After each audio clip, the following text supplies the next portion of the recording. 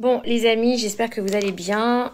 Salut tout le monde, j'espère que vous allez bien, c'est ActuYTB2 et on va regarder une story de Magali Berda qui a des embrouilles après l'histoire de Booba et après sa vidéo je vous dirai mon Bon, avis, les n'hésitez amis, pas à j'espère mettre que un vous pouce allez bleu. bien. Franchement, la vérité, je vous dis, je n'avais pas du tout envie de faire cette story. C'est quelque chose que je ne voulais pas faire pour plein de raisons différentes. Mais en fait, j'en ai ras le cul. Je vais parler très vulgairement parce que j'en ai marre. J'en ai vraiment ras le cul. Et c'est vraiment le mot qui sort excusez-moi, c'est vulgaire, mais c'est vraiment... J'en ai ras le bol, en fait. De ces gens qui se servent du tribunal médiatique pour régler leurs comptes, parce qu'ils voient que depuis maintenant 1 an et demi, 2 ans, on est en position de faiblesse, ce qui est vrai. Ce qui est vrai, hein, tout le monde le sait, la Terre est au courant. Enfin bref, je me suis fait lyncher depuis 2 ans. Forcément, dans ma vie, tout a dégringolé suite à ça. Suite à tout ce qui m'est arrivé, je pense que c'est compréhensible, n'importe quelle personne sensée peut le comprendre. Que ça fait 7 ans que j'existe dans ce milieu et que malheureusement depuis 2 ans j'ai été prise à partie et lynchée et tellement harcelée, menacée, etc., qu'il y a eu quand même 28 condamnations à 28 peines de prison. Donc c'est pas du blabla, j'invente rien. On a réussi à tenir. Je ne sais pas encore par quel miracle je suis encore de ce monde d'ailleurs, mais c'est cool et c'est bien et je suis fière de moi, je suis très fière de moi parce que j'ai réussi à mener à bout de bras cette vie, ce calvaire que je vis depuis 2 ans, alors que beaucoup n'auraient pas été capables de le dire. D'ailleurs, c'est la seule chose qu'on me dit à chaque fois, c'est mais moi je n'aurais jamais supporté tout ce que tu as supporté, etc. J'ai réussi à le passer, mais forcément avec des conditions de vie depuis 2 ans qui sont très compliquées, des conditions de vie personnelles, professionnelles, et tout ce qui s'ensuit, toutes les conséquences que ça a pu avoir dans ma vie. Vous vous doutez bien que ça a été un vrai carnage. Bref, on s'en fout, on n'est pas, je suis pas là en train de parler de ça. Donc j'ai Amandine Pélissard qui s'amuse à aller dans tous les plateaux ou à aller raconter, c'est pas la première fois que j'entends, mais là ça commence à bien faire, raconter que on lui doit 15 000 euros, que la société lui doit 15 000 euros, parce que ça aussi, il y a un problème aussi en France, je sais pas, il y a des gens qui n'arrivent pas à faire la différence entre une personne morale et une personne physique, donc ça serait bien déjà qu'ils apprennent un peu la loi, qu'ils apprennent un peu à se renseigner sur ce que c'est l'entrepreneuriat, parce qu'il y en a beaucoup qui s'inventent entrepreneurs, ils marquent dans leur bio femme d'affaires, je suis businesswoman, etc., mais ils savent même pas la différence entre une personne morale et une personne physique, donc ça serait bien déjà de se renseigner là-dessus. Mais bon, parlons-en. Alors Magali Berda ou Shona Evans te doit, ou MB Conseil, ce que tu veux, te doit 15 000 euros. Ça fait 2 ans que je me fais défoncer, que je dis rien. C'est-à-dire que vous me voyez tout le temps parler du cyberharcèlement, dénoncer mes conditions de vie depuis 2 ans, dénoncer l'acharnement que je subis, mais en aucun cas, à aucun moment et jamais, je n'ai pris un influenceur et je l'ai attaqué sur sa vie privée. J'ai fait ce que certains m'ont fait, c'est-à-dire je n'ai jamais fait ça. Balancer ses informations, le dénoncer sur ce qu'il a pu faire, le lyncher, raconter sa vie, raconter sur quoi je les ai couverts, raconter sur des choses, etc. Parce qu'en fait, c'est pas moi, c'est pas ma façon de faire, j'aime pas ça. Je veux pas faire aux gens ce qu'on me fait. Et en fait, j'ai pas envie de faire ce que moi-même je dénonce, en fait. Et donc, je pense que le fait que je ne réponde pas et que du coup je ne me défende pas parce que je me dis qu'il faut être au-dessus, parce qu'à chaque fois qu'on m'attaque, et puis ça a été tous les jours depuis 2 ans, vous le savez, j'invente rien, et on me dit mais ne réponds pas, mais ne truc. Mais en fait mon image elle s'est fait massacrer parce que justement j'ai pas répondu. Parce que je ne réponds à rien, parce que je ne me justifie pas, et du coup mon image elle s'est fait défoncer. Et maintenant, tout le monde se croit en roue libre d'aller raconter n'importe quoi. Et tout le monde profite de la situation. Oui, parce que depuis 2 ans, je me suis pété la gueule, à juste titre. Et je pense donc oui, parce que il faut mettre les mots sur ce qui est une situation catastrophique. Et oui, on a eu une dégringolade monstrueuse parce qu'on n'était plus en capacité de travailler, parce qu'on s'est fait lyncher, parce qu'on a été victime d'un truc monstrueux et où il y a eu des condamnations. C'est factuel, vous pouvez dire ce que vous voulez, c'est factuel aujourd'hui. Donc je peux me permettre de le dire, parce que même avant, je passais encore pour une folle, mais aujourd'hui, c'est factuel. Eh bien, on ne pouvait plus bosser.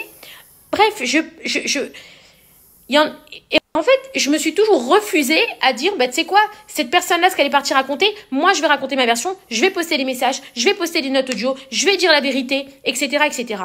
Et du coup, comme je ne fais pas ça, parce que j'ai pas envie de rentrer dans ce jeu-là, parce que je trouve ça malsain, et parce que moi, je pars du principe où faut pas cracher dans la soupe qui t'a nourri.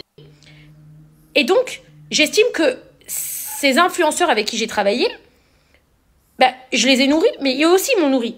On va pas se mentir. Donc, du coup, si je commence à me comporter d'une certaine manière comme eux ils font, bah, ça veut dire que je vais cracher dans la soupe qui m'a nourri et j'ai pas envie de faire comme eux. Donc, je me fais attaquer depuis 2 ans.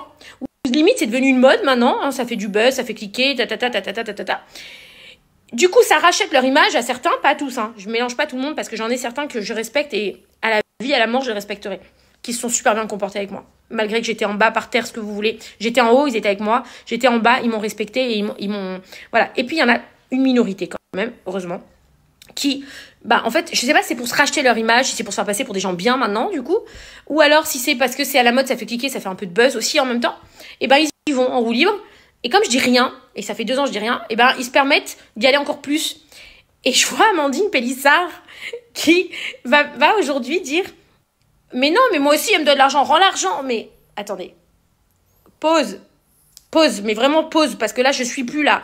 Et là, mon cerveau, il est en train de vriller, et je pense que si vous seriez à ma place, est-ce que vous arriveriez à vivre comme ça avec autant de gens toute la journée qui parlent, qui racontent leur histoire?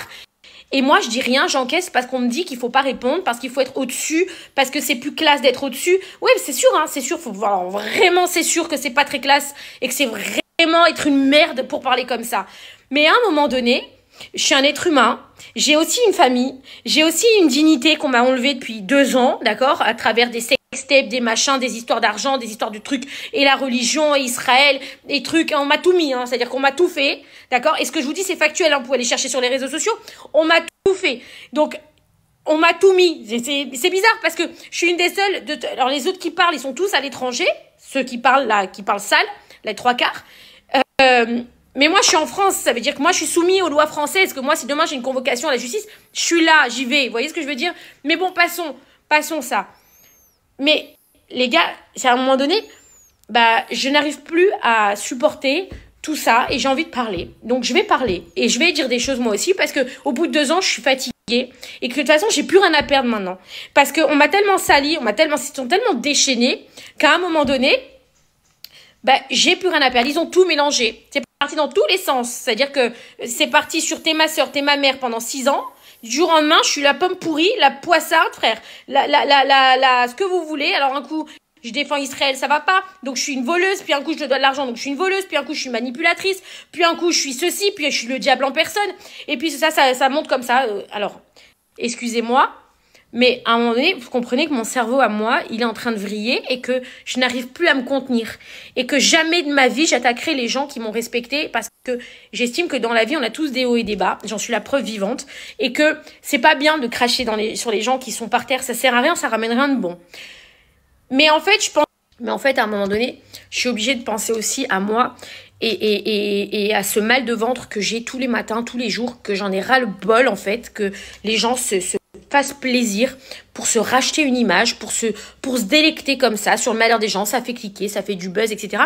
Mais en fait, je suis désolée, j'arrive à saturation et je n'ai jamais... Voilà, la dernière fois, je l'ai fait sur l'autre, là, je sais même plus comment il s'appelle, celui des anges d'il y a 10 ans, là. Pareil, j'ai mis les messages que j'ai dit, c'est trop.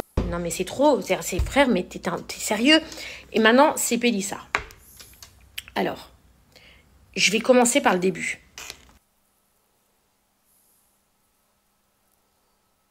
Avec toi, nanana. Alors, Amandine Pélissard, à la base, c'est une personne que j'ai toujours bien aimée. C'est une fille que j'ai toujours kiffée. Bon. Elle-même m'écrivait, mais comment ces gens-là sont ingrats avec toi, nanana, bref, je m'en fous, c'est pas...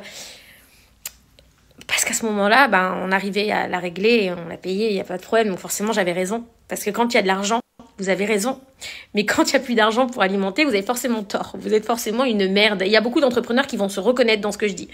C'est comme ça, c'est l'humain. Bref. Donc, Amandine m'adorait. Et je l'adorais. Et puis, un jour, Amandine donc m'envoyait effectivement ses factures. Je l'ai passé au règlement. Mon mari lui envoie un chèque d'une facture qu'elle nous fait donc, pour ses prestations d'octobre. Elle nous envoie sa facture en novembre. Donc, on n'est pas sur ce qu'elle raconte qu'on lui devait 3 mois. C'est pas vrai. Facture d'octobre, je vais vous montrer les dates. On lui envoie son chèque en novembre. J'ai sa facture, je vais vous la poster aussi. Non, parce que maintenant, je suis obligée de faire du factuel parce que j'en ai marre, en fait. J'en ai marre qu'on me fasse passer pour un diable, je suis fatiguée, comprenez-moi, mettez-vous à ma place, j'en ai ras le cul, excusez-moi du terme, j'en ai marre, je peux plus supporter ces gens, je peux plus. Donc, maintenant, on y va factuel. Et si j'ai tort, il n'y a pas de problème, moi j'assume à 1000%, mais il y a des fois, j'ai pas tort, les gars. Donc, bref. Donc, elle nous envoie sa facture en octobre, on lui envoie son chèque en novembre. Elle m'appelle, elle me dit, Magali, j'ai un problème, mon chèque est rejeté. Je dis, mais comment ça se fait que ton chèque est rejeté? Puisqu'on a les fonds sur le compte, enfin, il n'y a pas de raison que ton chèque soit rejeté. S'il te plaît, fais-moi un virement. Alors, je lui dis, bah non, je peux pas, attends, je vais voir avec Steph, tout ça. Donc, je vais voir mon mari, je lui dis, écoute, Amandine, elle a son chèque. Elle me dit, mais non, impossible. Il me montre le solde du compte, qu'il y avait l'argent sur le compte, qu'il n'y a pas de raison que son chèque soit rejeté. J'écoute Amandine, moi, mon mari ne veut pas te faire de virement, puisque, bah, il comprend pas pourquoi le chèque est rejeté. Donc, attends, il va appeler la banque. Ce qui est normal. Et là, donc, je raccroche, et quand elle comprend qu'on va appeler la banque, eh bien, elle m'écrit un long message. Un long message où, en fait, elle m'avoue que le chèque n'a pas été rejeté pour absence de provision. Il a été rejeté parce qu'elle l'a trafiqué, elle l'a falsifié. Elle a mis un 1 devant. Donc, cette femme a voulu nous voler 10 000 euros. C'est-à-dire qu'elle a transformé ce chèque en 15 000 euros.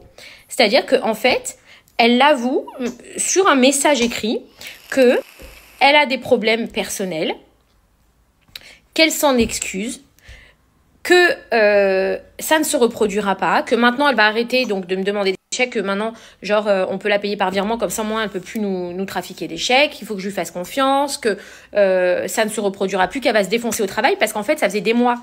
À chaque fois, c'était une galère parce qu'en fait elle faisait pas ses postes, parce qu'elle a des problèmes, elle avait des problèmes que malgré ce qu'elle continue à faire, malgré ce qu'elle fait là où elle me salit gratuitement, je ne vous dirai même pas, parce que en fait je sais pas, je suis pas comme ça et j'ai pas envie de... Mais elle le sait. Donc, elle avait des problèmes personnels qui faisaient qu'elle ne pouvait pas être à 100% attentive au boulot et faire les choses correctement. Donc, on n'arrivait pas à respecter les délais, les marques, les machins, etc. Bon, c'était tout le temps une galère.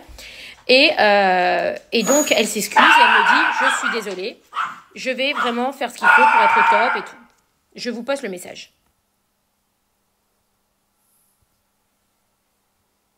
Donc là, en fait, si vous voulez, je dis non, attends. Alors elle m'écrit, comme vous l'avez vu, voilà, je voulais acheter à manger à mes enfants. Alors je comprends que la vie est difficile, je comprends que la vie est compliquée. On parle pas de 1 500 euros comme beaucoup de gens qui gagnent en France et qui ont beaucoup d'enfants et que c'est difficile, et je l'entends. On parle quand même de sommes qui sont conséquentes. Ça justifie pas de trafiquer un chèque, parce qu'elle m'écrit, je voulais acheter à manger à mes enfants, mais 5 000 euros, ça suffit pour acheter. Bon bref, après peut-être pas, hein, je suis peut-être folle, hein, mais je me dis, c'est quoi ces explications? Enfin, c'est lunaire. 5 000 ou 15 000 pour acheter à manger. Enfin, il y a des gens aujourd'hui, ils galèrent vraiment avec 1 500 euros. Enfin, faut arrêter de trouver des excuses toujours là où il y en a pas. Enfin, je veux dire, il y a des gens, ils sont pires que nous, les gars. Enfin, je sais pas, nous, on a de la chance, tu vois. C'est une chance, oui. T'as une famille nombreuse et c'est difficile. Et ça, je l'entends et je le comprends. Avec un salaire normal en France, c'est dur. Mais avec les sommes qu'on gagne, nous, ou qu'on a pu gagner à un moment donné, la moindre des choses, c'est de pas se plaindre, de pas trafiquer des chèques, enfin bref. Mais passons, c'est son excuse, parce qu'elle est peut-être mal dans sa peau, parce qu'elle a des soucis. Je veux même pas rentrer là-dedans, parce qu'en vrai, c'est pas le sujet, et vas-y, ça m'a fait plus de peine qu'autre chose, en fait. À ce moment-là, j'étais même, je sais pas, j'avais de la peine. Je me suis dit, franchement, ça fait de la peine. Voilà, ça, à part me faire de la peine, c'est tout ce que ça m'a fait. J'étais même pas en colère contre elle. Et du coup, j'ai dit à mon mari, ne dépose pas plainte contre elle. Franchement, ça fait trop de la peine. Donc, je lui dis, Amandine, renvoie le chèque, s'il te plaît, à mon mari. Il veut le récupérer, parce que c'est quand même une folie que tu as fait, c'est une dinguerie. Donc, renvoie le chèque, s'il te plaît, à mon mari. Moi, je fais en sorte qu'il... Donc, moi, je parle à mon mari pour lui dire, voilà, dépose pas plainte contre elle, etc. Ça se fait pas. De toute façon, le chèque, il a été rejeté parce que la banque, ils se sont rendus compte que c'était un chèque qui avait été falsifié. Donc, ne dépose pas plainte contre elle. Elle a des enfants, elle a déjà eu des problèmes. Vas-y, on a tous eu des problèmes. On sait ce que c'est la vie. C'est des fois difficile. On fait des conneries, tu vois, etc. Ok. Stéphane, il me dit, ok, vas-y, mais juste, je veux récupérer le chèque. Elle me dit, envoie-moi un virement des 5 000 euros et après, je te renvoie le chèque. Mon mari me dit, écoute, faut pas abuser. T'as vu, je laisse pas un chèque dans la nature comme ça. Donc, tu lui dis qu'elle me renvoie le chèque et on lui refera un virement. Ok, on dépose pas plainte, pas de souci. Ok. Et donc, je lui dis, renvoie-moi le chèque. Elle me dit, ok, dès que je le reçois, je te le renvoie. Une semaine après, Steph, il m'appelle, il me dit, Mag, tu te fous de ma gueule? Je lui dis quoi? Il me dit, tu me dis qu'elle s'est engagée, qu'elle va te rendre ton chèque. Elle vient de le redéposer à la banque. Il vient d'être débité 15 000 euros. Parce qu'on ne sait pas pourquoi, la deuxième fois, peut-être la banque à ce moment-là, elle a moins fait attention. Elle a encaissé le chèque il est passé. Donc le premier chèque qui avait été refusé à la banque, elle l'avait reçu chez elle. Et donc, elle l'a remis à la banque. Alors, je l'appelle, tu me cherches la merde, en fait. T'es folle, toi, mais t'es une malade. Je dis, mais Amandine, t'es complètement tarée. Oui, mais tu me devais... Non, mais Amandine, mais tu me devais faire mon virement. Mais Amandine, je devais te faire un virement de 5 000 euros quand tu nous renvoies le chèque que t'as falsifié. T'es en train d'encaisser un chèque de 15 000 euros. Mais t'es folle. Et en plus, moi, j'arrive à le convaincre qu'il dépose pas plainte. Sauf qu'ils ont débité. Steph, donc, il appelle la banque. Et la banque lui écrit noir sur blanc. Et je vais vous le poster aussi. Pour faire opposition à ce chèque, vous devez déposer plainte. Sinon, on ne peut pas vous rendre les 15 000 euros. Je l'ai fait même appeler par mon avocate à l'époque pour essayer de lui faire comprendre parce que ça m'a arraché le cœur et vraiment, je vous jure, c'est ce que j'ai de plus fort que... Je voulais pas que Steph il dépose plainte contre elle. Pourquoi? Parce que déjà, à la base, c'était une copine. Je l'aimais bien. On bossait ensemble. Elle a des enfants. Elle a une famille. Vas-y, flemme, tu vois. Et ça me faisait chier de faire ça, même si, en fait, de nous, elle en avait rien à foutre. Et c'est ce qu'il m'a expliqué moi. Il dit, mais tu te rends compte tu me parles de pas déposer plainte, mais en fait, nous aussi, on a des enfants. Nous aussi, il y a une entreprise avec des employés, avec des charges, avec des impôts, avec tout ça. Mais il me dit, mais c'est pas possible, en fait. On a été gentils. On lui a dit juste, renvoie le chèque, on le récupère. Voilà. Ce qui est normal et ce que je pense que tout le monde aurait fait. Et après, oui, cette facture, elle est due, mais c'est pas 15 000 euros la facture, c'est 5. Donc voilà. Et bref. Et il a été déposé plainte. Donc, de ce fait, il a pu faire opposition au chèque et on a été recrédité des 15 000 euros. La plainte est encore en cours.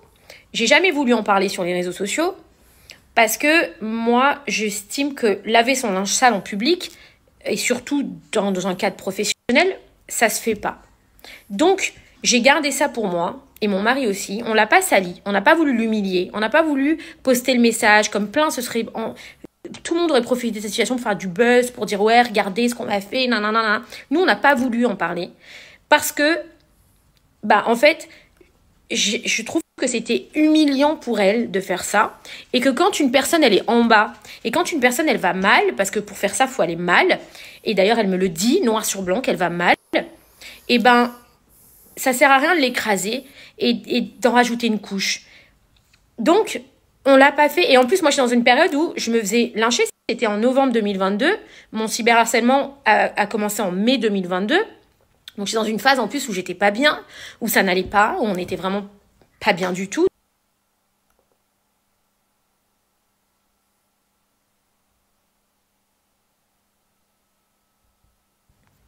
Amandine n'a jamais renvoyé le chèque.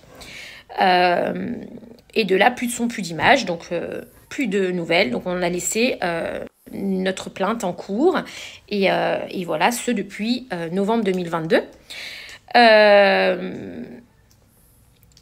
Et vas-y, tu sais, vous savez, pardon, j'ai eu à un moment donné tellement de trucs que vas-y, je dis rien.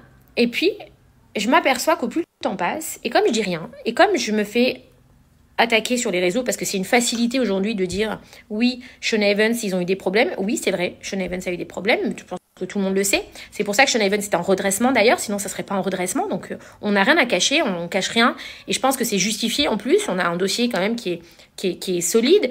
On a pu expliquer pourquoi on a demandé cette procédure de redressement. On est encadré, c'est encadré par un tribunal, je sais pas, comme des milliers d'entreprises en France. Mais malheureusement, il y a des gens qui profitent de la situation pour vous accabler encore plus, pour raconter leur version des faits, pour vous salir encore plus, parce qu'à ce moment-là, ça fait bien. C'est bien d'être dans le mood, là. Nous, on est les forts, et eux, c'est les merdes. Mais il y a 2 ans en arrière, pendant des années, on était les forts. Vous voyez ce que je veux dire? Mais maintenant, bref, je sais pas, c'est horrible. Et en fait, je vois donc cette interview de Amandine Pélissard aujourd'hui qui dit « Ah ouais, rends l'argent, moi aussi on me doit 15 000 euros. » Je dis « Non mais attends, c'est une blague. Je rêve là. Je rêve. C'est-à-dire qu'on l'a épargné de cette humiliation, on a gardé ça pour nous, on a été les plus gentils du monde, on a été corrects, on n'a pas voulu t'enfoncer alors qu'on aurait pu le faire 15 fois. Et on dit rien, et on encaisse les coups, et on encaisse. Alors que dans l'histoire, de toute notre histoire, peut-être qu'il y a des torts, peut-être qu'il y a des raisons, j'en sais rien. Mais c'est-à-dire que même les gens maintenant, où ils nous ont fait des dingueries, ils se retrouvent à aller raconter leur histoire encore pour nous salir, pour nous trucs, etc. Alors, je dis pas que je suis quelqu'un de parfait, je dis pas que je suis la meilleure du monde et que je suis ceci, je suis cela. Mais à un moment donné, faut arrêter de tout le temps vouloir me taper dessus. Je vais reprendre par exemple les histoires des influenceurs. Toutes les agences d'influenceurs ont fait de la merde. Toutes. Et toutes, quand je vous dis toutes, c'est toutes. Voilà. Pourquoi? Parce que c'est un métier qui se crée, c'est un métier qui est nouveau, c'est un métier qui a démarré, qui s'est construit avec le temps, qu'il a fallu réguler, comme tous les métiers du monde quand ils se sont créés, comme la pub même à la télé, qui a été régulée après avec l'RPP, etc., qui n'était... Enfin bref, tout est... C'est logique, c'est dans l'air... C'est dans le... C'est logique, en fait. Mais, un jour, et ça vient effectivement de Booba, Booba a décidé que je devais être la tête de tous les aléas de ce métier en construction, sans chercher à comprendre qui que ce soit, ni quoi que ce soit. Et donc, ça fait 2 ans que je me prends sur la gueule tous les problèmes de ce métier, alors que certains, et la plupart du temps, ça n'a rien à voir avec moi. J'ai dans mon téléphone des centaines de messages. Et je pense qu'il faut être correct dans la vie et qu'il y a beaucoup d'influenceurs qui ont travaillé avec moi, qui peuvent en témoigner. Et j'espère qu'un jour, ils le feront, parce que jusqu'à ce jour, ils ne l'ont pas fait. Ou je les ai appelés, ou je leur ai dit de moi-même, arrête de faire ça parce que tu passes en direct avec un tel, avec un truc des fusées, avec un truc des trading, avec un truc des machins. C'est interdit. La fusée, c'est interdit. C'est de l'escroquerie, c'est de l'arnaque. Arrêtez de faire ça en direct. J'ai même sollicité des productions en disant interdisez-leur de le faire parce que moi, j'ai même plus, ils m'écoutent même plus. Donc, parce que, on gagnait plus d'argent en faisant ça. Certaines productions ont réagi, d'autres non. Ils se barraient à la concurrence parce que, à la concurrence, ils étaient mieux payés parce qu'ils gagnaient. Et donc, si vous voulez, à un moment donné, l'appât du gain était plus important pour certains. Et encore, je vais bien préciser quelque chose, pas pour tous, parce que j'avais même des candidats qui étaient dans le même état que moi. Parce que quand on voyait certains candidats faire de la merde, ça impactait tout le monde. Et j'ai des messages, je les ai. Il va falloir que je fasse quoi? Que je les sorte aussi pour que ça s'arrête, pour qu'ils arrêtent de parler pour rien, de salir les gens, d'oublier beaucoup de choses, parce que visiblement, il y en a certains qui oublient beaucoup de choses. Mais il y en a qui passaient en direct avec des marques ou qui passaient en direct avec des jeux, d'accord? Que ça ne passait absolument pas par l'agence. Par exemple, je parle des fusées où les influenceurs étaient rémunérés 70% de la perte des gens et où je me tuais à leur envoyer des messages en disant « Arrêtez de faire ça, vous êtes en train de tuer tout le milieu.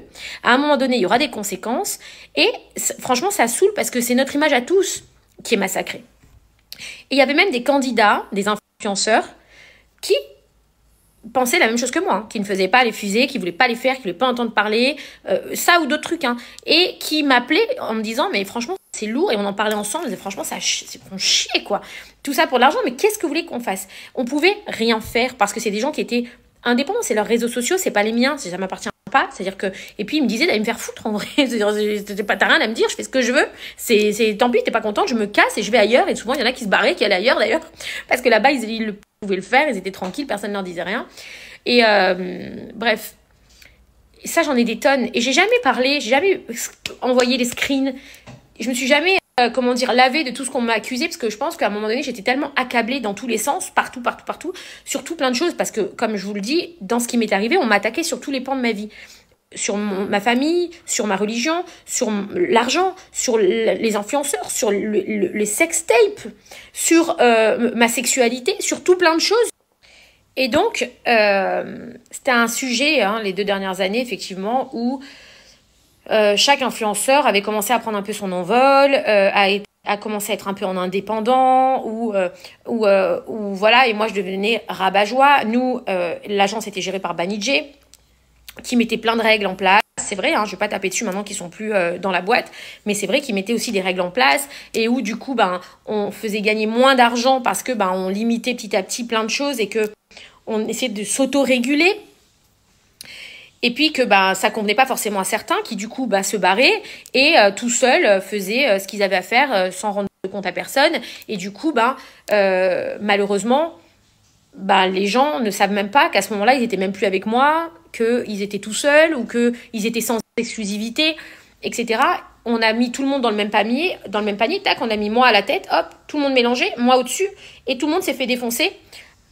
Voilà, moi à la tête du truc, et puis tous les influenceurs mélangés, alors qu'en fait, il y a beaucoup d'influenceurs qui n'ont jamais fait ce genre de choses. Par exemple, je vais vous donner Jessica Tivna, Ilona, n'ont jamais, alors il y en a plein d'autres, attention, mais n'ont jamais voulu faire de trucs de trading, de jeux d'argent, de casino en ligne, les fusées, les machins, etc.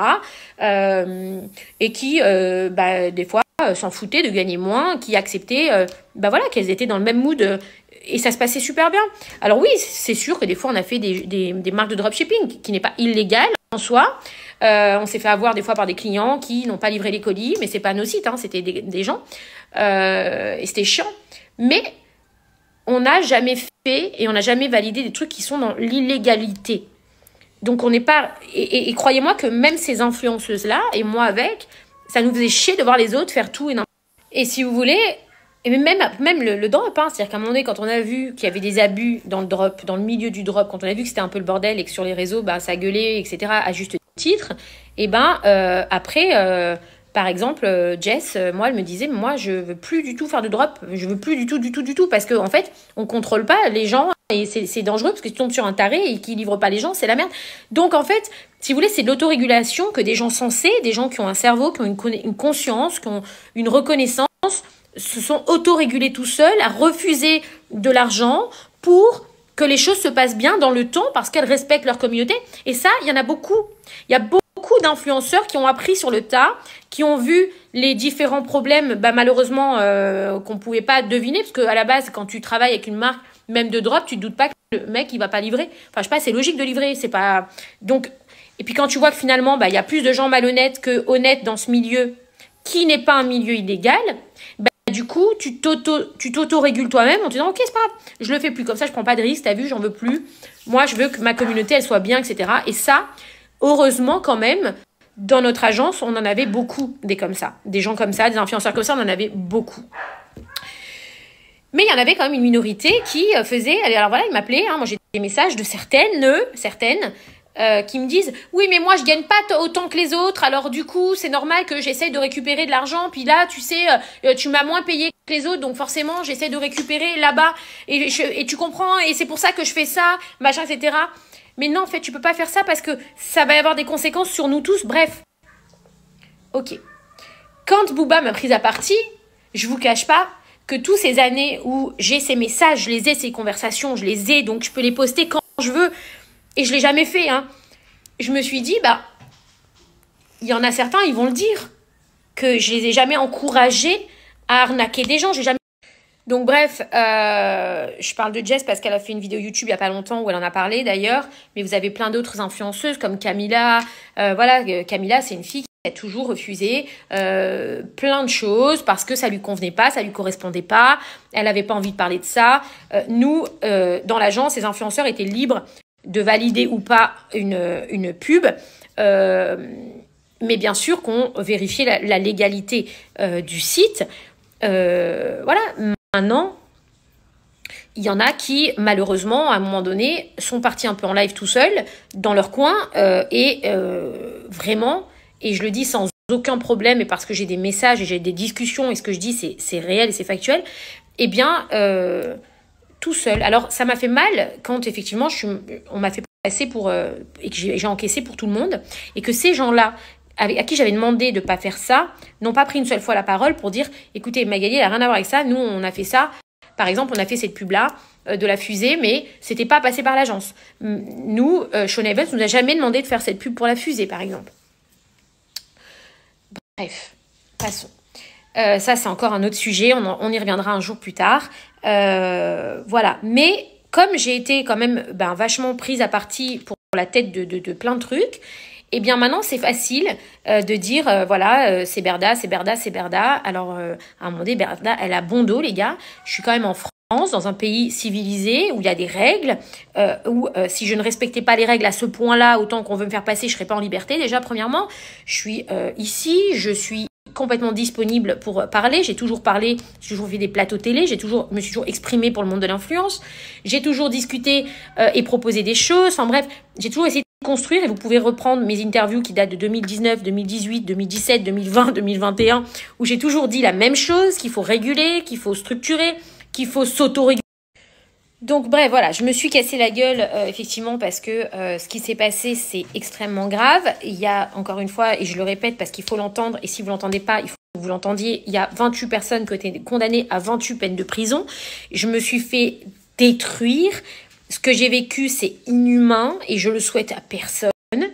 Il y a des procédures qui sont en cours. Forcément, l'entreprise a été impactée puisque je vais vous poster un message parmi tant d'autres de Booba qui date du début 2022, pardon, quand il a pris à partie toutes les marques avec qui on travaillait, qu'il leur a interdit de travailler avec nous, où on a chuté en chiffre d'affaires parce qu'aucune marque ne voulait se faire harceler par Booba, ce qui est normal, et ce que je comprends.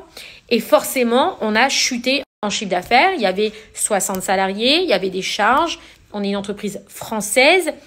Et forcément, il y a eu des conséquences. Donc, forcément, on n'a pas pu, à un moment donné, ça n'allait plus. Et oui, bien sûr que la société a eu des difficultés. C'est pour ça que elle est en redressement. C'est assez clair quand je parle. On s'en est jamais caché. Donc, à un moment donné, oui, bien sûr qu'il y a des factures qui sont dues. C'est pour ça que c'est en mesure de redressement. C'est pour les payer parce qu'on veut sortir la tête haute de tout ça. On aurait pu aller à la facilité, demander une liquidation, tout fermer, se barrer, comme tout le monde nous a prêté, parce que tout le monde a dit « Ah, mais ils vont se barrer, ils s'en vont, machin. » Pas du tout, pas du tout. On est là, on se bat, on se lève tous les matins, on se déchire au travail.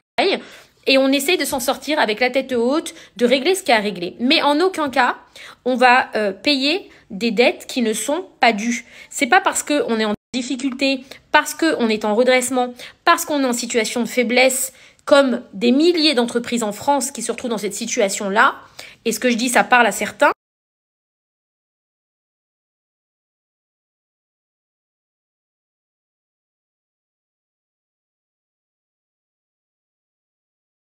Que certains doivent en profiter pour rajouter des choses. Donc, effectivement, on est très raccord avec certains qui ont déclaré leurs créances et auxquels même nous, on a déclaré leurs créances. C'est-à-dire que, par exemple, il y a des influenceurs, on sait qu'on leur doit tant, ils l'ont dit, on doit tant, c'est cohérent, on est d'accord avec ça, il n'y a pas de sujet, on se lève tous les matins, j'ai envie de vous dire, pour justement sauver la boîte et que ces factures... Et je parle...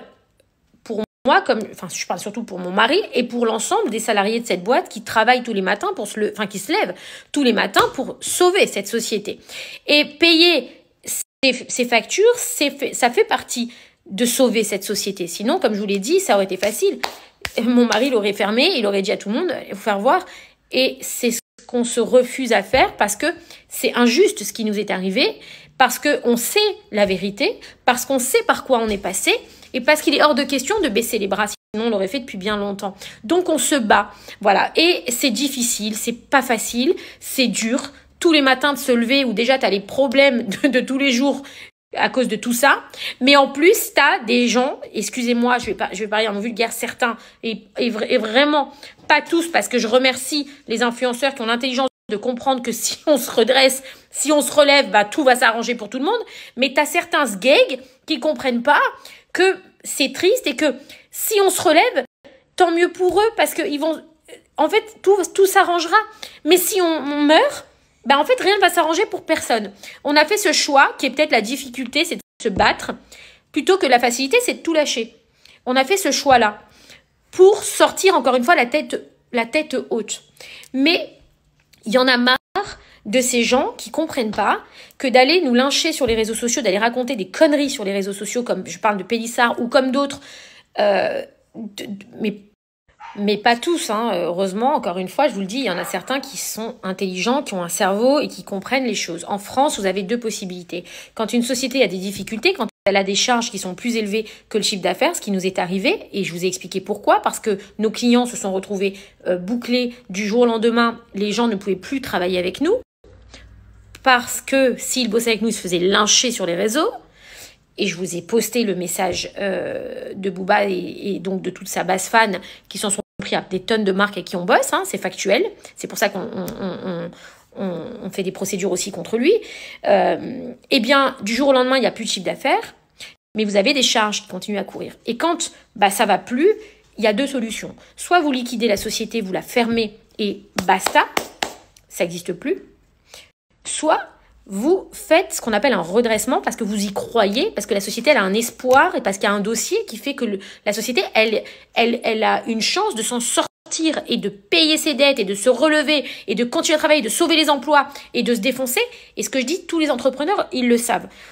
Donc, et nous, il y a que ces deux solutions-là. Nous, on a fait ce choix et je remercie encore mon mari d'avoir fait ce choix-là, c'est de se battre et de relever et redresser cette société. Donc, on ne dit pas qu'il y a des factures qui sont à jour. Non, non, non, pas du tout. À un moment donné, on a eu effectivement ces problèmes où on a eu beaucoup plus de charges que de rentrées d'argent. Et donc, forcément, mathématiquement, ça ne va pas. On a essayé de trouver des solutions, on a essayé de se battre et on a dû prendre des décisions. Mon mari a pris les bonnes décisions, demander cette mesure de redressement. Voilà. Donc, ils peuvent aller... pour certains qui est une minorité, parce que sur beaucoup d'influenceurs avec qui on a travaillé, finalement, c'est...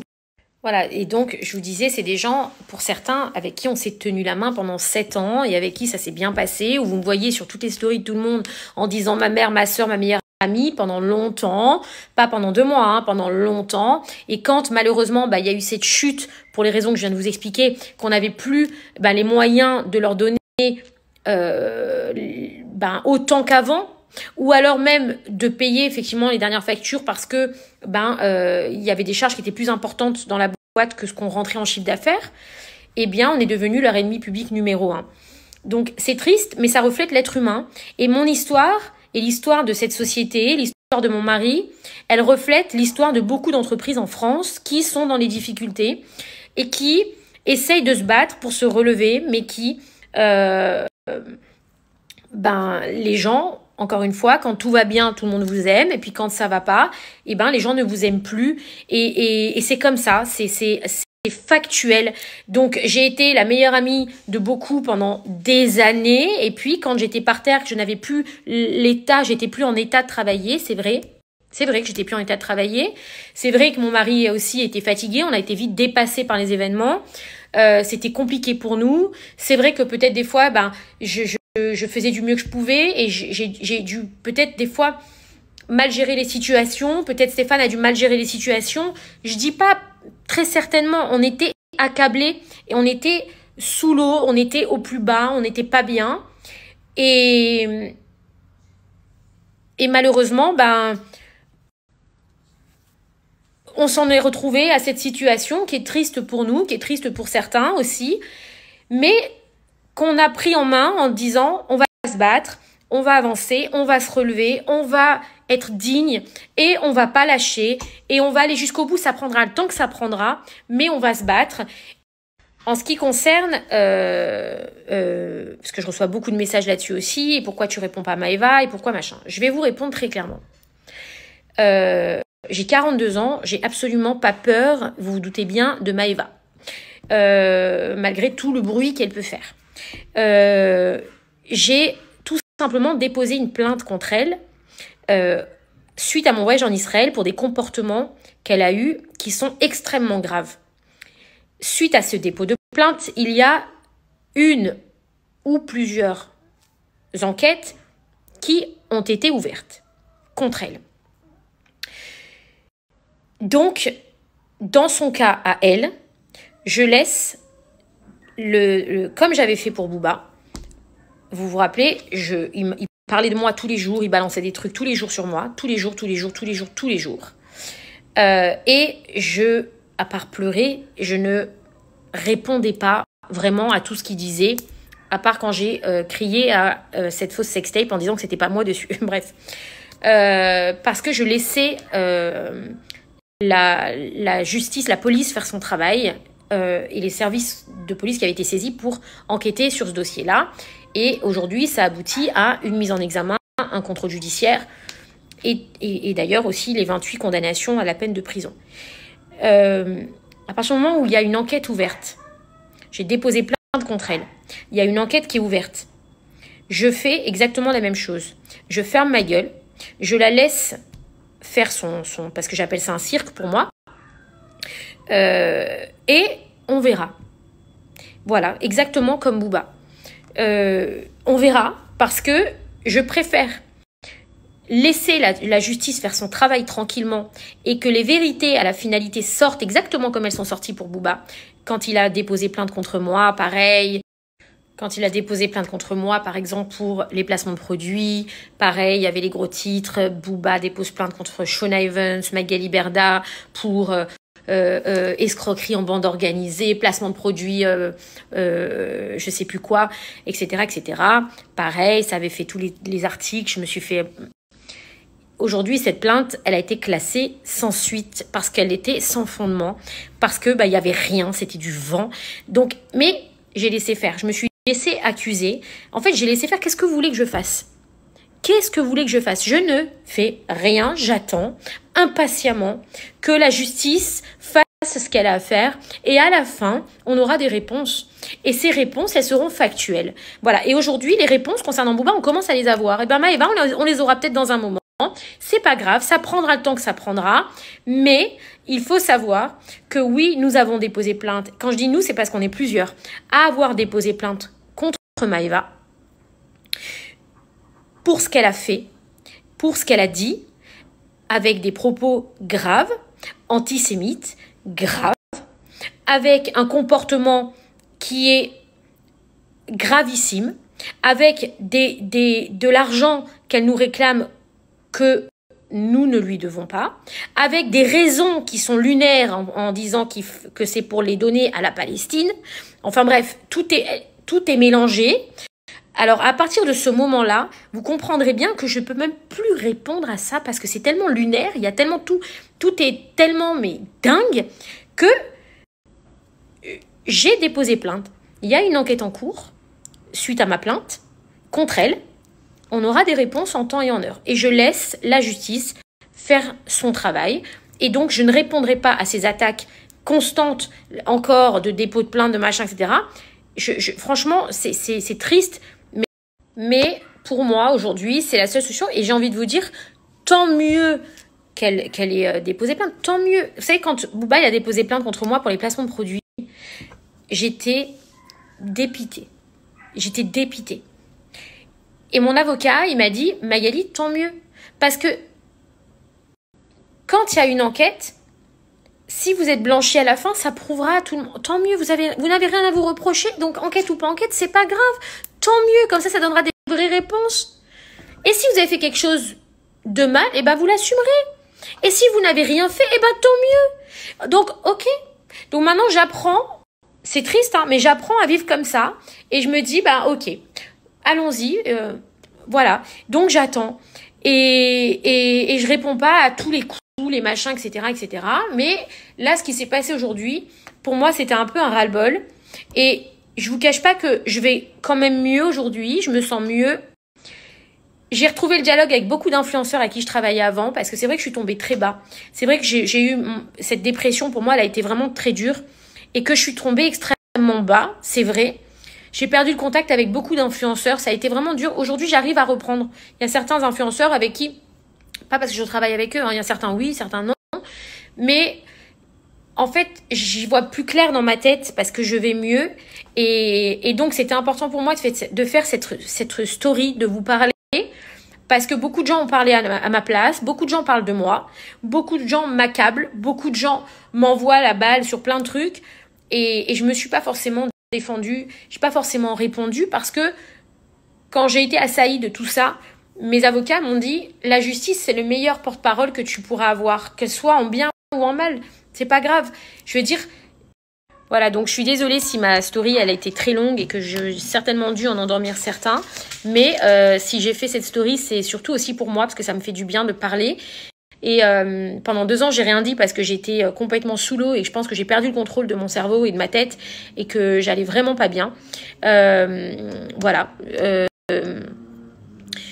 Mais aujourd'hui, j'ai besoin de discuter. Je sais que tout le monde m'a conseillé de ne pas le faire, de ne pas parler, de ne pas dire les choses. Mais à un moment donné, je suis un être humain. Je suis comme vous tous. Enfin, je veux dire, j'ai aussi un cœur. Enfin, je sais pas, j'ai une famille.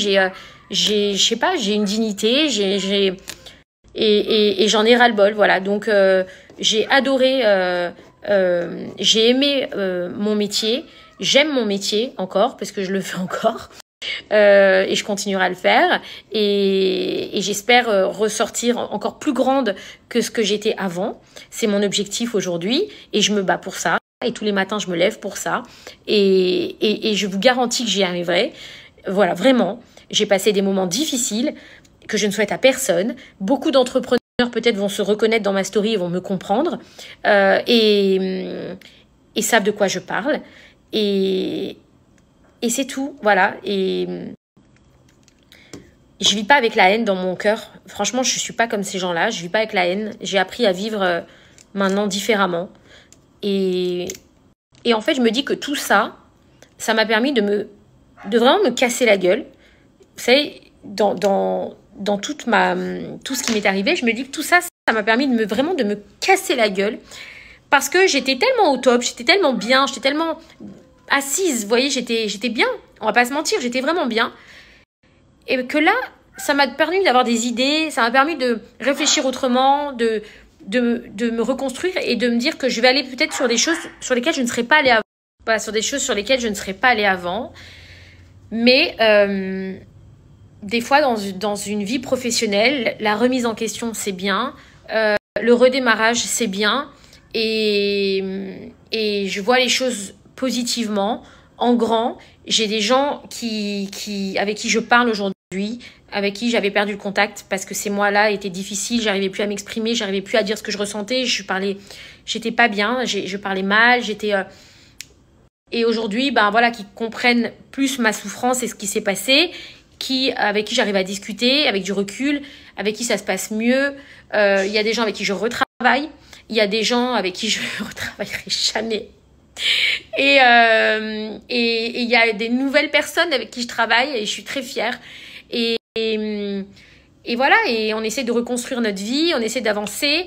Et ça sert à rien de faire votre tribunal médiatique là toutes les semaines à nous taper dessus et à nous, on a compris, on le sait, voilà. On le sait, ce qui nous est arrivé, c'est dur. Et je le souhaite à personne. Et ça sert à rien d'essayer de nous lyncher encore et encore et encore et de tout le temps raviver les problèmes, les trucs et tout. On se bat, on est là, on bosse, on se lève tous les matins, on s'est pas enfui, on n'est pas parti. On est comme tout le monde pensait parce qu'en fait, on n'avait rien à se reprocher et on n'a pas à partir en fait. On a juste à bosser et à assumer nos responsabilités et à se reconstruire et à se battre. Voilà, en gros, c'est un peu ça le message que je voulais vous faire passer. Donc voilà, écoutez... J'espère que vous allez bien. Et effectivement, pendant qu'il y a des gens qui travaillent, qui se lèvent le matin, qui essaient de s'en sortir de leurs problèmes, de leurs galères, et bien il y en a d'autres qui sont sur les réseaux toute la journée à salir les autres, à raconter leur vie, à les salir, à les défoncer, à les machins, etc. Nous, on fait pas partie de ces gens-là. Nous, on fait partie des gens qui, voilà, on a eu des soucis, on va se battre, on se lève, on bosse dur, on affronte et on va de l'avant et on lâche rien. Et pendant que d'autres, passent leur journée à démonter la gueule des autres toute la journée. C'est leur métier, on dirait. Et j'espère que dans 5 ans, dans 10 ans, l'avenir nous le dira, me donneront raison à moi. Et peut-être que on sera remis, peut-être qu'on sera relevé, peut-être qu'on sera sorti de tout ça et que ça ira bien. Et que ces gens-là seront toujours au même stade, c'est-à-dire, ce sera plus moi, ce sera quelqu'un d'autre, ils brailleront, blablabla, et ils assommeront les gens toute la journée. Voilà. Donc, parce qu'il y en a qui existent que comme ça. Et on peut dire ce qu'on veut, mais moi, j'ai existé à un moment donné parce que ben, j'ai créé quelque chose, j'ai fondé quelque chose avec des hauts et des bas. Et, et, et puis c'est tout. Mais j'ai pas existé parce que j'ai passé ma vie à raconter la vie des autres. Donc je sais pas si c'est très clair ce que je vous dis, mais, mais c'est comme ça. Donc forcément, il y a plus de difficultés. Moi, j'ai plus de risques à prendre des difficultés que les autres, puisque quand vous critiquez toute la journée quelqu'un, vous prenez pas de risques. Bah nous, on en a pris des risques parce qu'on a créé et on a fondé.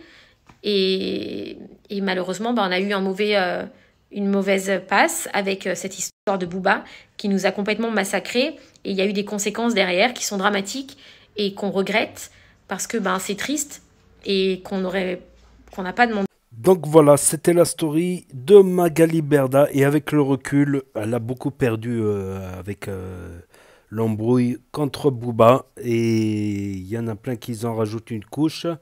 Dont notamment une des dernières qui est, comment elle s'appelle, Maïva Genam, qui s'est grave embrouillé avec elle. La Madame Pélissard qui fait des vidéos spéciales sur Mime ou OnlyFans, un truc comme ça, alors qu'elle a six enfants, il me semble. Elle a fait de la télé-réalité, tout ça. Quoi, après, il y a des malins qui, sur les chèques qui s'amusent. Par exemple, 1005, ils rajoutent 15 et un truc comme ça, 1005, et ils changent en 15 000. Ils rajoutent 15, 1500, ça donne 15 500. Ou là, c'était 5000, donc c'était 15 000. Oh, il y en a qui s'amusent sur des trucs. D'ailleurs, ça me rappelle, dans une entreprise, il y a un collègue de boulot qui avait fait ça. Voilà, on faisait du porte-à-porte, tout ça, on vendait des articles, des trucs, tout ça. Et il y en a un malin qui s'est amusé, je crois que c'était sur un chèque de 100 euros, il a mis 1100. Il a rajouté 1000, donc c'était sur 100, 1100, et il a rajouté un 1. Et pour ça, on a tous été convoqués au tribunal. Moi, j'y suis même pas allé parce que j'ai rien à voir.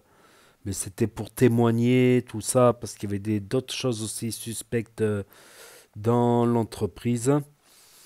Donc, c'est étonnant de voir comment Magali Berda a chuté. Voilà, alors qu'avant, elle avait, si je dis pas de bêtises, ouais, tous les influenceurs qui font W6 ou W9, C8, c'est-à-dire les Marseillais, tout ça, elle avait tous les Marseillais, tout ça. Et Oui Evans, Wesley Clark avait tous ceux de TF1, tout ça, de télé-réalité de TF1. Donc, étonnant. Et il y a même eu certains de ces influenceurs qui se sont désolidarisés ou qu'ils avaient peur de la soutenir parce que ils avaient peur du cyberharcèlement que pouvait faire Booba, B2O, Booba. Donc, et beaucoup ont arrêté de travailler avec Magali Berda. Après, elle a évoqué ouais, les jeux de la fusée. Jusqu'à preuve du contraire, ça venait pas d'elle. Voilà, le jeu de la fusée qui était une belle escroquerie parce que quand tu lisais le règlement, eh ben,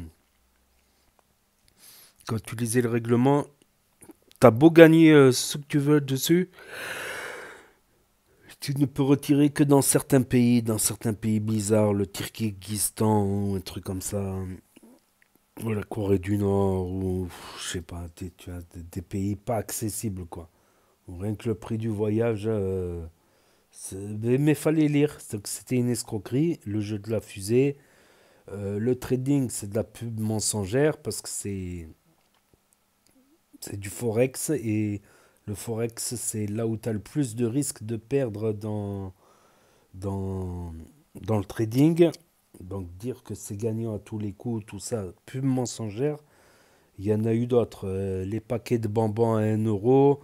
En fait, ils te débitent 30, 25 le mois d'après, 38 le mois d'après.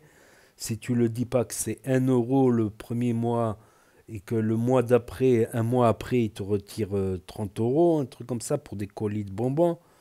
Oh, il y en a eu des escroqueries, il y en a eu à l'appel. Après, le dropshipping, c'est pas une escroquerie. Rien n'interdit d'acheter un produit sur Alibaba à 1 € et de le revendre à 25. Encore faut-il que les commandes soient honorées aussi, le service après-vente, ce que beaucoup de dropshippers négligeaient. Il y a des dropshippers qui étaient, voilà, qui débusquaient des produits qui étaient inconnus en Europe, par exemple. Donc, ils se faisaient une petite marge. Moi-même, j'ai fait du dropshipping à une époque à petite échelle. J'achetais des produits qui revenaient beaucoup moins cher qu'en France et je les revendais un peu plus cher et je gagnais, voilà, sur chaque commande, je gagnais quelques euros ou un truc comme ça. Donc, sur 100 commandes, ça me faisait quelques centaines d'euros. J'avais fait ça, le dropshipping, avant que ça soit connu. Parce que je cherchais les meilleurs prix par correspondance, Alibaba, AliExpress, tout ça. Et encore, ça dépend des vendeurs d'AliExpress, il y en a qui. Donc, le dropshipping, c'est devenu tabou, même si c'est pas illégal. Voilà. Et toute l'affaire Shona Evans Booba, Magali Berda contre Booba, ça avait commencé déjà avec comment elle s'appelle. Comment il s'appelle? Avec ah purée, depuis qu'il a disparu des réseaux, lui, euh, Marc Blatta. Voilà, Marc Blatta contre Booba. Il s'était moqué parce qu'il avait une fausse Rolex ou un truc comme ça, une fausse Philippe Patek ou un truc comme ça. Et ça n'est suivi une guerre entre les deux. Et après, il s'en est pris à Magali Berda parce qu'il soupçonne que Magali Berda travaille avec Marc Blatta pour le trading. Jusqu'à maintenant, on n'a pas de preuves. Marc Blatta qui est assez mal en ce moment, on l'a revu dans une interview où vraiment il répond à côté, il n'assume pas. Il n'assume pas. Il y a des gens même, tu leur prouves qu'ils ont menti et il le sait que c'est entre toi et moi et il continue à nier les faits, à mentir. Donc Marc Blatta, il a beaucoup perdu par contre. Peut-être qu'il gagne encore. Peut-être qu'il gagne encore dans un système pyramidal ou dans un truc à moindre échelle. Je sais pas, je connais pas tous les petits influenceurs à moindre échelle, tout ça. Donc voilà. De toute manière, il n'y a plus trop de scandales dans la télé-réalité depuis la fin de l'année dernière. Voilà, Marc Blatta qui était le plus grand blogueur à scandale télé-réalité. Ensuite, c'est devenu Nabil El Moudni. Il y a Nabil, il y a comment il s'appelle l'autre? Il y a Varouekos, il y en a un autre là, j'ai oublié celui qui s'est fait frapper par Maes. J'ai oublié son prénom. Euh, Samzira, c'est plutôt des plateaux que des exclus. Euh, donc, ouais, depuis l'affaire de sorcellerie de Carla Moreau. Après, escroquer ses abonnés, c'est quand même grave.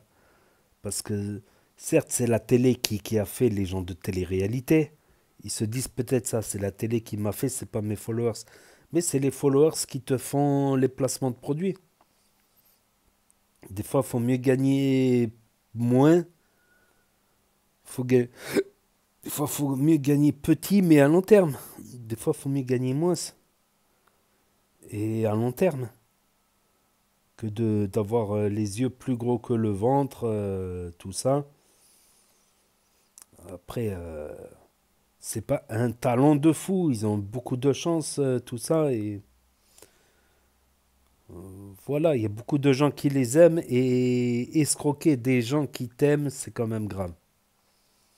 C'est quand même grave. Après, il y a des gens qui tueraient père et mère pour des sous. Ça, c'est. Faut pas se leurrer non plus. Il y a des gens qui sont comme ça. Il y a des gens. Il y a aussi des gens qui sont méchants de nature. Je sais pas pourquoi. Tu le visualises méchant avec sa famille, méchant avec ses frères et sœurs, méchant avec son mari, méchant avec sa femme, méchant avec tout le temps en embrouille, tout le temps la démarche énervée, tout le temps. Voilà, après voilà. Après, ceux qui se font escroquer par des gens qu'ils aiment, qui sont fans et tout ça, après,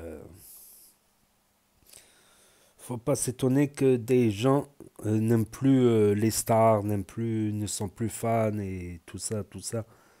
Surtout s'ils proposent du contenu moyen, quoi. En plus, qui propose pas un contenu de fou, qui propose pas un concept de fou, qui propose pas du contenu travaillé, travaillé d'une manière ou d'une autre, hein. Donc, il y a un effondrement, ouais. On peut voir là un gros effondrement du monde de la télé-réalité et même de ceux qui relayent, ne serait-ce les gossips, ceux qui relayent la télé-réalité, tout ça.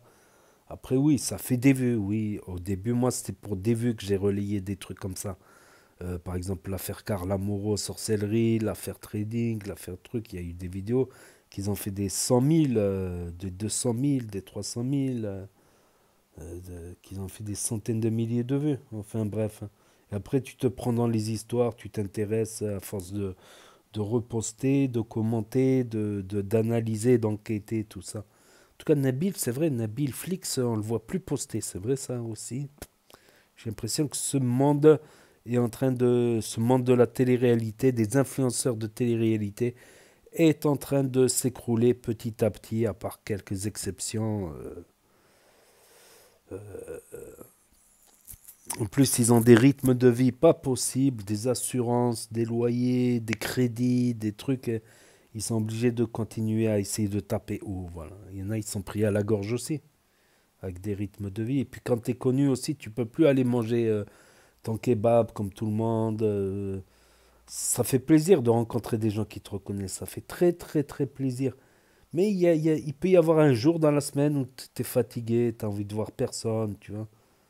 Il y a peut-être les 6 jours de la semaine, tu as envie de voir des gens, de discuter, ou carrément au point de ne plus pouvoir manger. Ça refroidit à force de faire des photos, des selfies. Des fois, il faut mieux attendre que les gens finissent de manger, qu'ils soient en lieu. Il faut mieux attendre un peu pour avoir sa photo, je sais pas. Mais voilà, voilà, donc voilà, je relaye, parce que je relayais pas mal avant les trucs d'actu, et là, avec le recul, l'affaire Booba, Magali Berda et la Pélissard, tout ça. Maïva Guénam, Marc Blata, Booba, tout ça. Donc n'hésitez pas à me dire ce que vous en pensez dans les commentaires, à mettre un pouce bleu, à vous abonner, à cliquer sur la cloche. Et je vous dis à très bientôt, les amis, les potos, pour de nouvelles vidéos. Merci d'avoir regardé. C'était Actu YTB2, premier sur les actus, les infos des influx. Tchuss et à plus.